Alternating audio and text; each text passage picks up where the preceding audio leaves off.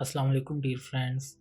Start करते हैं lecture number 4 part number 1 को।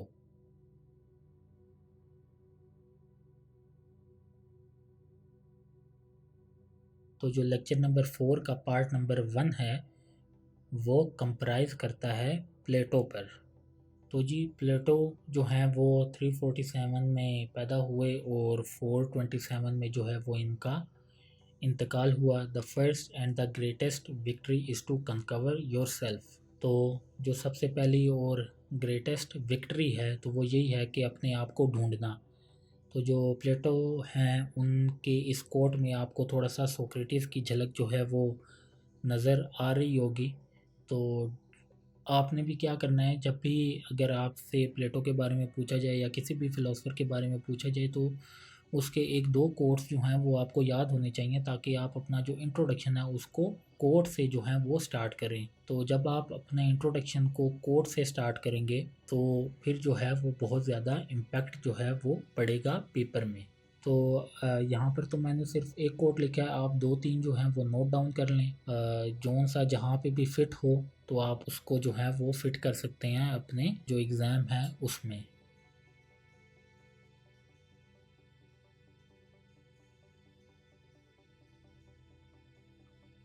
अच्छा जी, जो प्लेटो है उसकी लाइफ एंड वर्क्स के बारे में हम डिस्कस करते हैं। Born in Athens and the son of aristocrat. तो ये भाई साहब भी एथेंस में पैदा हुए और ये एक एरिस्टोक्रेट मतलब कि अशराफिया से ताल्लुक़ रखते थे। Student of Socrates and teacher of Aristotle. तो ये स्टूडेंट रहे थे सोक्रेटिस के और ये टीचर हैं एरिस्टोटल के, अरस्तु के। इनकी एक एकेडमी थी, ओपन एकेडमी होती थी जिसको जिसको नाम दिया गया एकेडेमिया का।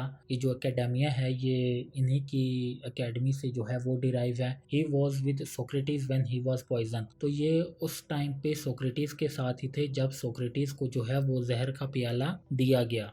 ये चूँकि उनके शागिर्द थे तो इनको उनकी मौत का जो है वो बड़ा सदमा लगा कि एथेंस ने क्या किया कि इतना जो अजीम शख्स था उसको जो है इन लोगों ने मार दिया। तो इनकी जो फ़िलॉसफ़ी है वो फिर हमें नज़र आती है, इसी चीज़ के गिर्द जो है वो घूमती हुई नज़र आती है। तो डिस्कस करते हैं, बहुत मज़े का टॉपिक होने वाला है। और जो प्लेटो है ये काफ़ी ज़्यादा इंपॉर्टेंट है, हर 2 साल बाद जो है वो क्वेश्चन रिपीट होता है। तो आपने ध्यान से जो है वो इसकी फ़िलॉसफ़ी जो है उसको ग्रैस्प करना है, एनालाइज करना है।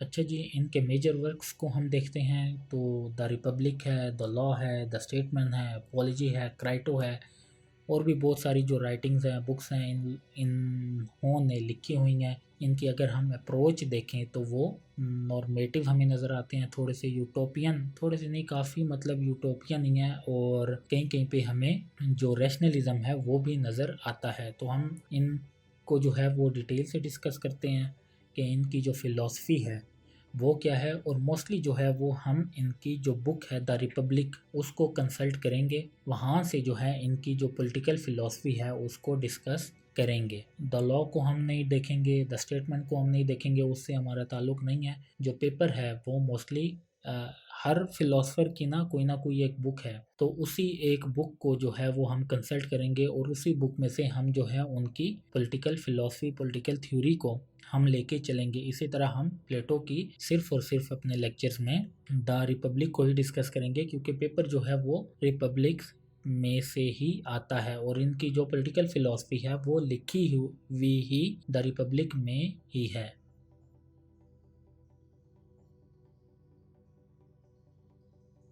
अच्छा जी, कंटेक्स्ट देखते हैं। ये एथेंस की सिटी स्टेट में पैदा हुए और वहाँ पर आपको पता है डायरेक्ट डेमोक्रेसी थी। His teacher Socrates was poisoned by the Athenian system. तो वो जो एथेंस के डायरेक्ट डेमोक्रेसी थी तो उसने बड़ा एक ज़ालिमाना काम किया कि उसके जो टीचर्स थे सोक्रेटिस उसको उन्होंने जहर का प्याला दे दिया। He was a sceptic of that Athenian political system. इस वजह से इनको जो एथेंस का पॉलिटिकल सिस्टम था उस पर बहुत ज़्यादा शक व शुबहात थे। ठीक है, मीन्स कि ये जो डायरेक्ट डेमोक्रेसी का सिस्टम है नहीं होना चाहिए, स्टेट जो है वो किस तरह होनी चाहिए। हमने देखा था लास्ट लेक्चर में जब सोक्रेटिस मरा तो उसके बाद बहुत सारे क्वेश्चन जो हैं वो अराइज होना शुरू हुए कि जो स्टेट है उसकी नेचर क्या होनी चाहिए, एथेनियंस की तरह होना चाहिए या नहीं होना चाहिए। His philosophy is the expression of prevailing conditions and influence by his teacher. तो इनकी जो फिलोसफी है उसमें भी हमें बहुत ज़्यादा क्या कहेंगे फ्रस्ट्रेशन जो है वो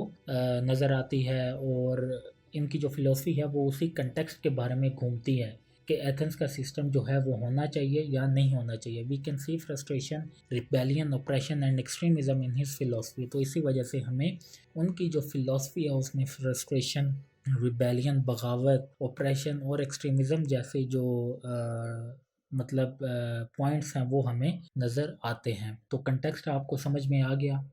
इसी तरह जब पेपर आएगा तो आपने थोड़ा सा इंट्रोडक्शन देना है और फिर कंटेक्चुअलाइजेशन की एक हेडिंग देनी है जिसमें 3-4 लाइंस में जो है वो आपने थोड़ा सा उनकी जो फ़िलासफ़ी है उसका कंटेक्स्ट देना है कि उन्होंने ये फ़िलासफ़ी दी क्यों।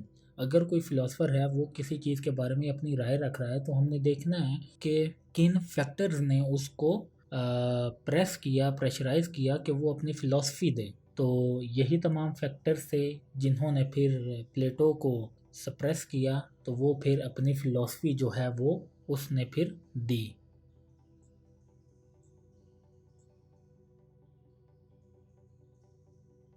अच्छा जी, फ़िलासफ़ी द रिपब्लिक। तो इनकी जो फ़िलासफ़ी है वो हमें द रिपब्लिक में ही नज़र आती है। It is a major contribution to political science, political philosophy. तो ये बहुत बड़ी एक मेजर कंट्रीब्यूशन है पॉलिटिकल फ़िलासफ़ी के लिए, पॉलिटिकल साइंस के स्टूडेंट्स के लिए। It deals with education, economics, history, moral philosophy and politics. According to Plato, good life can not be developed outside the framework of state. तो Plato का ये मानना है कि अगर हमें एक अच्छी लाइफ जो है वो गुजारनी है तो अच्छी लाइफ जो है वो स्टेट के फ्रेमवर्क के बाहर हम नहीं गुजार सकते। क्योंकि देखें, अगर स्टेट नहीं होगी, अगर मैं और आप आज़ाद होंगे तो हम कभी भी अच्छी लाइफ जो है वो गुजार नहीं सकेंगे। क्यों? ऐसा क्यों है? क्योंकि आप भी अपनी मनमानी करेंगे, मैं भी अपनी मनमानी करूँगा, और फिर क्या होगा, हमारे बीच में क्लैशेस होंगे, तो हम कभी भी गुड लाइफ जो है वो नहीं गुजार सकते। तो according to him, good life cannot be developed outside the framework of the state. Republic is the scientific approach to discovery of the truth in which good life is possible. तो जुड हरमन का भी यही कहना है जो प्लेटो ने कहा है कि गुड लाइफ जो है वो ओनली पॉसिबल है inside the framework of state.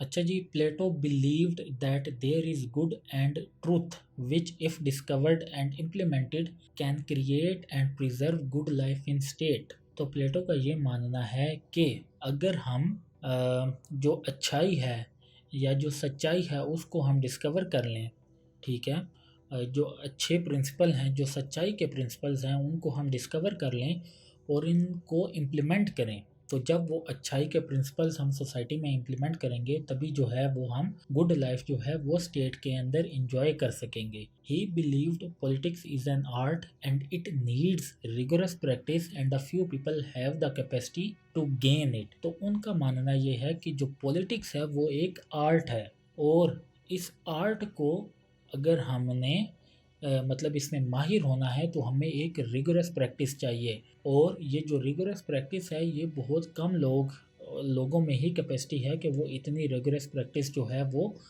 कर सकते हैं।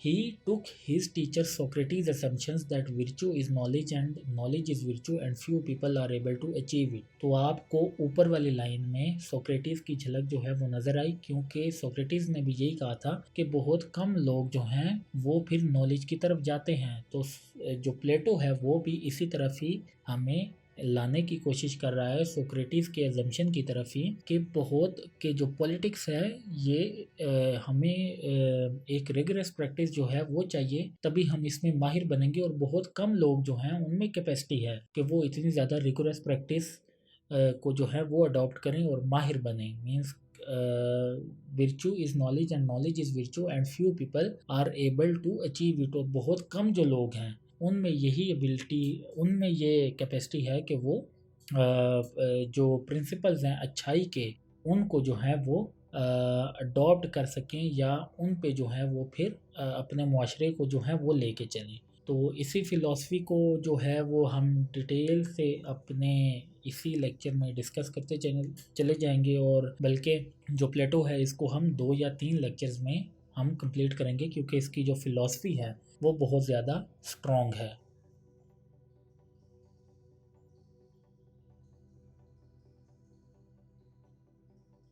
अच्छा जी, अकॉर्डिंग टू प्लेटो रिपब्लिक, जो रिपब्लिक है, Republic represents search for justice definition and it's full context. तो जो बुक है द रिपब्लिक वो रिप्रेजेंट करती है कि हमने सच्चाई को कैसे ढूंढना है, हमने जस्टिस को कैसे ढूंढना है, और उसकी डेफिनेशन के बारे में डिस्कस करती है, और उसका जो पूरा कंटेक्स्ट है जो रिपब्लिक है उसको डिस्कस करती है। Justice is the integral part of soul human kind, hence for its analysis human nature should be study. तो इनकी जो फ़िलॉसफ़ी है वो जस्टिस के बारे में है, ठीक है, कि जस्टिस जो है वो इंटीग्रल पार्ट है ह्यूमन बॉडी का, ह्यूमन सोल का।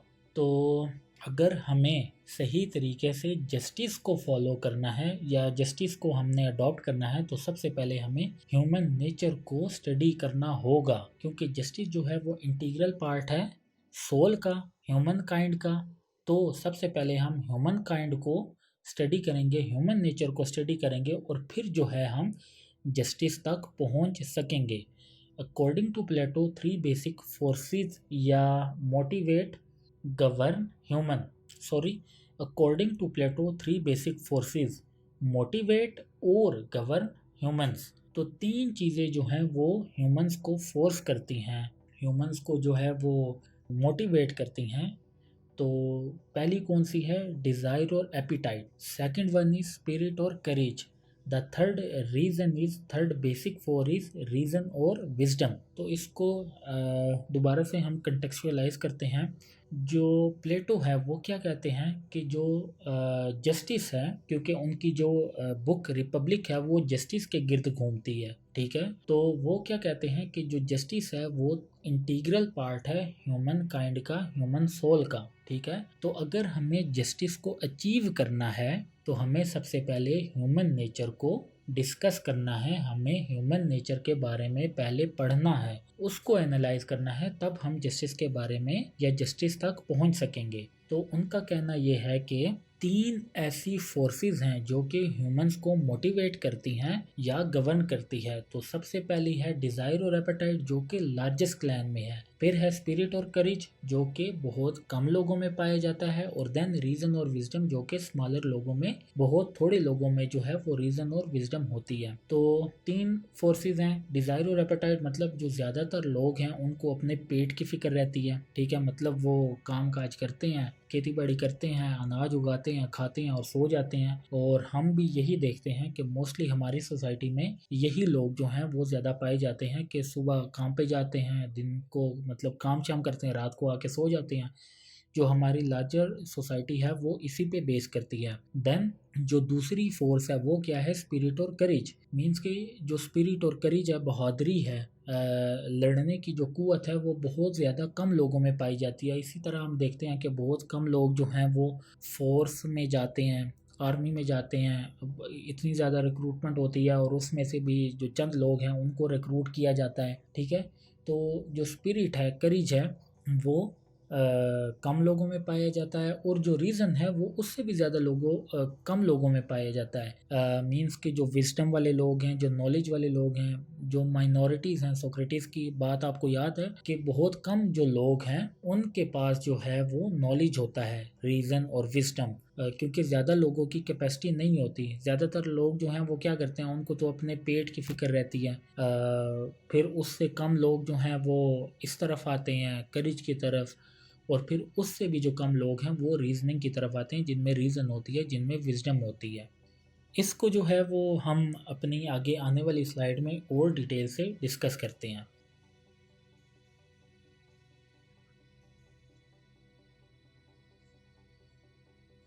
Each force is present in every individual in varying amount but one is always dominant. तो हमने देखा कि डिज़ायर भी है, एपिटाइट भी है, करेज भी है और विजडम भी है। मतलब ये तमाम चीज़ें जो हैं वो हमें हर इंडिविजुअल में नज़र आती हैं, लेकिन इनमें से जो एक चीज़ है वो बहुत ज़्यादा डोमिनेंट होती हैं किसी एक बंदे में।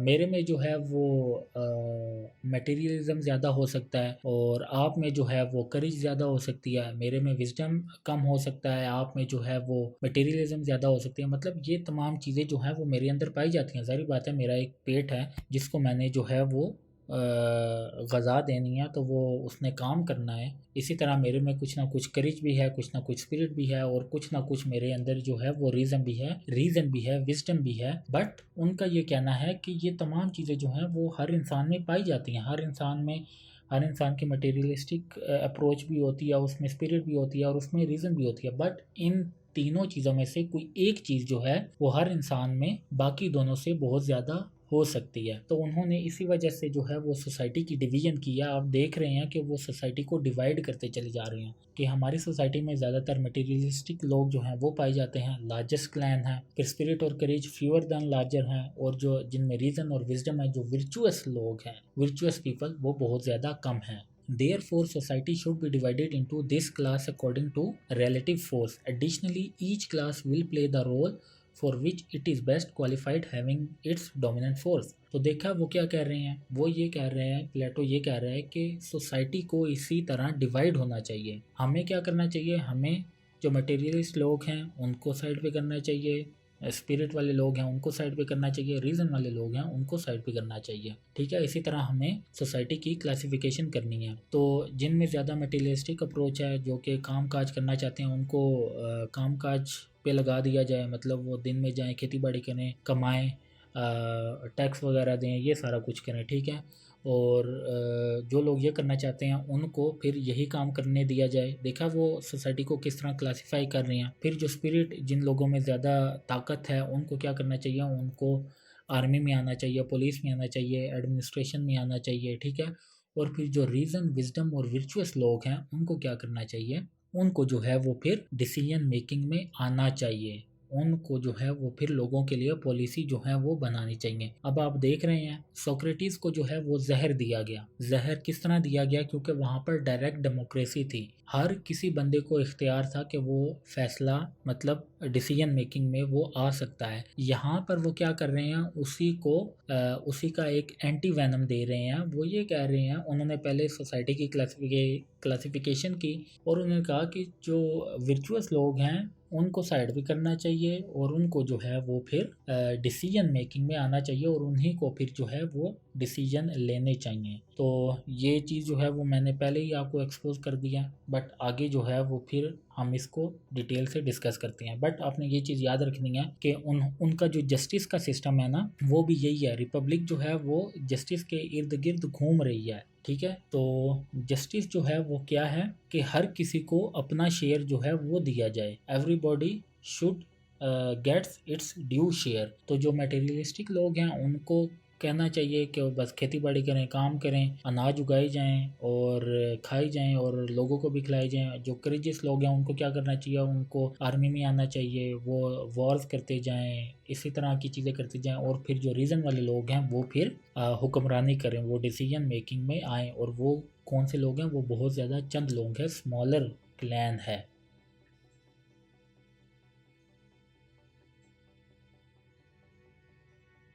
अच्छा जी, जो हमारी नेक्स्ट स्लाइड है वो आप देख रहे हैं। सबसे पहला है रीज़न। तो जिनके पास रीज़न होगी, जिनके पास विजडम होगा, जो वर्चुअस लोग होंगे, वो कौन होंगे, वो स्टेटमैन होंगे, वो रूलर होंगे, जिनको वो नाम देता है फिलोसफर किंग का। इसी तरह जो करेजियस और स्पिरिटियस लोग होंगे वो सिक्योरिटी में आएंगे, एडमिनिस्ट्रेशन में आएंगे। इसी तरह जो डिज़ायर वाले लोग होंगे वो वर्किंग क्लास होगी, वो गुड्स प्रोड्यूस करेंगे, गुड्स को कंज्यूम करेंगे। तो आपने देखा कि जिन लोगों में रीज़न होगा तो वो स्टेटमेंट्स होंगे, जिन लोगों में करेज होगा वो सिक्योरिटी के मामलात को देखेंगे, और जिनमें डिज़ायर होगी वो वर्किंग क्लास होगी। सुबह उठेंगे, खाना खाएंगे, अनाज उगाएंगे, अनाज को कंज्यूम करेंगे, बेचेंगे, ख़रीदेंगे, तो ये सारा कुछ करेंगे। तो आपने देखा कि किस तरह उसने एक सोसाइटी की क्लासिफिकेशन की, और ये जो क्लासिफिकेशन है ये किस चीज़ पे बेस करती है, ये रैशनलिज्म पे बेस करती है, और होना भी ऐसा चाहिए। अगर एक मैं बंदा हूँ और मुझ में जो है वो लड़ने की ताकत नहीं है और मुझे आर्मी में भेज दिया जाए, तो क्या मैं जो हूँ वो जस्टिस कर सकूँगा अपने साथ और सोसाइटी के साथ? कभी भी नहीं। इसी तरह जो रीज़न है, अगर मुझ में रीज़न नहीं है और मुझे जो है वो वज़ीर आज़म बना दिया जाए, तो क्या मैं अपने साथ या सोसाइटी के साथ या स्टेट के साथ जो है वो जस्टिस कर सकूँगा? नहीं कर सकूँगा। तो आपने देखा कि जो प्लेटो की फ़िलॉसफ़ी है वो जस्टिस के इर्द-गिर्द ही घूमती है। हमने पहला पॉइंट जो है वो यही डिस्कस किया था। Republic represent search for justice, definition and it's full context. Justice के लिए उन्होंने क्या कहा था कि जस्टिस जो है वो इंटीग्रल पार्ट है ह्यूमन की सोल का। तो अगर हमें जस्टिस को अचीव करना है तो सबसे पहले हमें ह्यूमन नेचर को जानना होगा। तो देखें कितनी ज़बरदस्त उन्होंने ये एग्जांपल दिया ह्यूमन नेचर को जानने की, कि कुछ जो लोग हैं जिनमें विजडम है उनको स्टेटमेंट बना दिया जाए। अभी हम देखेंगे कि किस तरह जो है हमें फिर देखना है कि स्टेटमेंट के स्टेट्समैन पे या जो फिलोसफर किंग है उसको हमने कैसे बनाना है, मतलब किस तरह हम एक नतीजे पे पहुंचेंगे कि फलाना बंदा जो है वो फिलोसफर किंग होना चाहिए, फलाना बंदा जो है वो उसको आर्मी में जाना चाहिए, और फलाने बंदे को जो है वर्किंग क्लास में होना चाहिए। तो ये तमाम चीज़ें जो हैं अभी हम आहिस्ता आहिस्ता इनको बड़े डिटेल से जो है वो एक्सप्लोर करेंगे।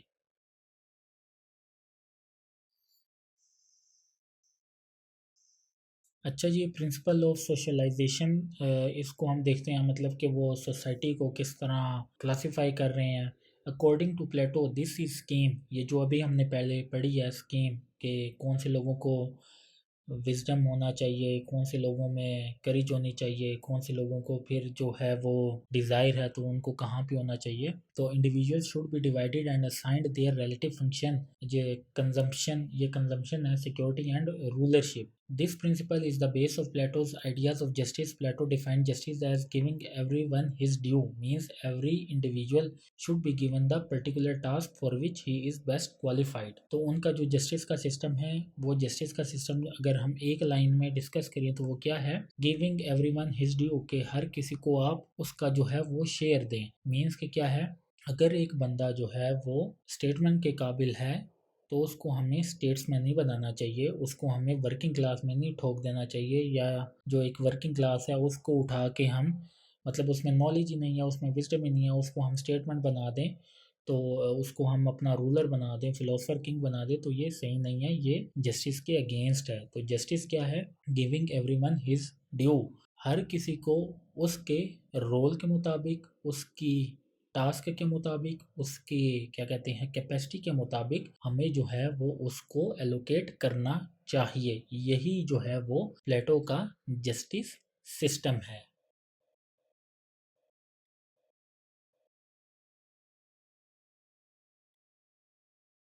अच्छा जी, अब ये जो क्लासिफिकेशन है, ये जो सोशलाइजेशन प्लेटो ने क्रिएट कर दी है, तो इस पे इम्प्लीमेंट कौन करेगा? तो इस पे इम्प्लीमेंट जो है हम देखते हैं कि state should be superior which will arrange the principle of socialisation according to his ability.